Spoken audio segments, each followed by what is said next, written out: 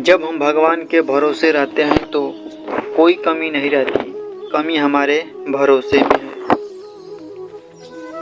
श्री कृष्ण भक्त वत्सल्य शरणागत रक्षक है। श्री कृष्ण के उत्तम सेवक भक्त श्री सद्गुरु देव हैं। श्री कृष्ण जी कहते हैं कि मेरी भक्ति करने वालों से मैं उतना प्रसन्न नहीं होता जितना मेरे भक्तों की भक्ति करने वालों से होता हूँ। इसलिए जो श्री सद्गुरुदेव के अंतरंग भक्त है उनसे किसी भी प्रकार का द्वेष, ईर्ष्या आदि रखेगा, वह श्री कृष्ण की कृपा से वंचित रहेगा। आयु, कर्म, वित्त, विद्या, निधन, ये 5 वस्तुएं प्राणी के भाग्य में तभी लिख दी जाती है जब वह गर्भ में होता है। मुझे केवल परमात्मा की प्राप्ति ही करनी है। यह दृढ़ निश्चय साधना की सफलता के लिए साधक के मन में होना अति आवश्यक है। मैं नहीं गाऊंगा तो कौन गाएगा, मैं नहीं बजाऊंगा तो कौन बजाएगा। जब इस प्रकार के विचारों से हमारी बुद्धि दूषित हो जाती है तो हमें अहंकार हो जाता है और परिणाम स्वरूप हम भजन साधन छोड़कर घर बैठ जाते हैं।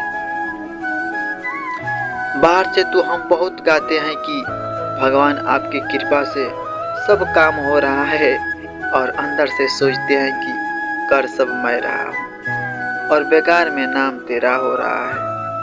इसलिए भगवत सेवा को अपना सौभाग्य समझकर ही करना चाहिए। धर्म का अर्थ है स्वभाव। पानी का स्वभाव है बहना और भिगोना। विद्यार्थी का धर्म है पढ़ना और अध्यापक का धर्म है पढ़ाना। अगर विद्यार्थी ठीक से पढ़ता नहीं है या अध्यापक पढ़ाते नहीं हैं तो यह अधार्मिक है। इसी प्रकार जीव मात्र का स्वभाव या धर्म है भगवान की सेवा करना, क्योंकि वह भगवान का नित्य दास है। अगर वह यह नहीं करता है तो वह अधार्मिक है। किसी भी सुख की ओर ललायत होना जीव मात्र की प्रवृत्ति है, परंतु उस सुख के परिणाम को पहचानना मनुष्यता है। जिस मनुष्य की रुचि भगवान की तरफ हो गई उसी का जीवन सार्थक है। जो भगवान को नहीं पा सका उस मनुष्य का जीवन व्यर्थ ही चला गया। हमारे मंदिर एक विद्यालय की तरह है, सत्संग कोचिंग क्लास है, जहाँ हम भगवान, जीव इत्यादि विभिन्न विषयों के बारे में समझते हैं। दुनिया की पढ़ाई के लिए यह कोटा प्रसिद्ध है, किंतु हमारा आचरण कैसा होना चाहिए, हमारे जीवन का लक्ष्य क्या है, इन सब विषयों के बारे में तो धार्मिक क्लास में ही बताया जाता है। अतः हमें जब भी अवसर मिले इन कक्षाओं में सम्मिलित होना चाहिए और मौका नहीं चूकना चाहिए।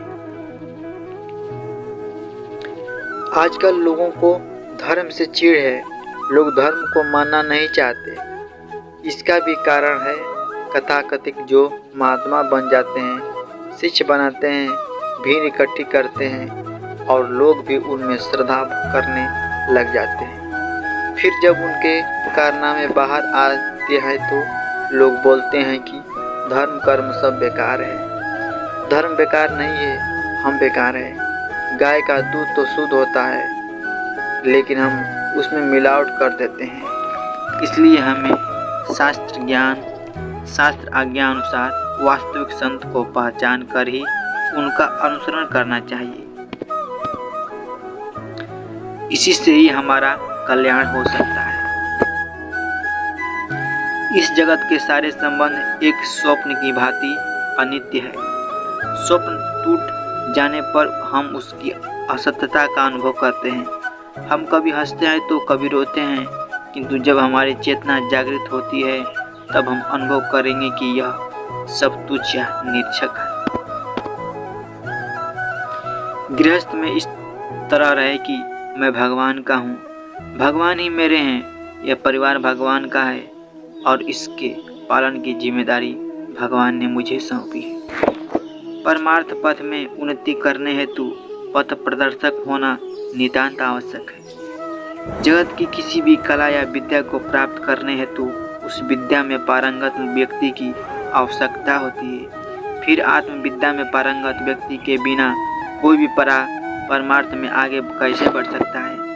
इसलिए आत्म कल्याण के इच्छुक को आत्मविद एवं परमाविद श्री सद्गुरु का चरणाश्रय ग्रहण करना नितांत आवश्यक है। इस संसार सागर में वही तैरता है जो संसार को कुछ देना चाहता है। जो केवल लेना ही चाहता है वह हर पल डूबता है।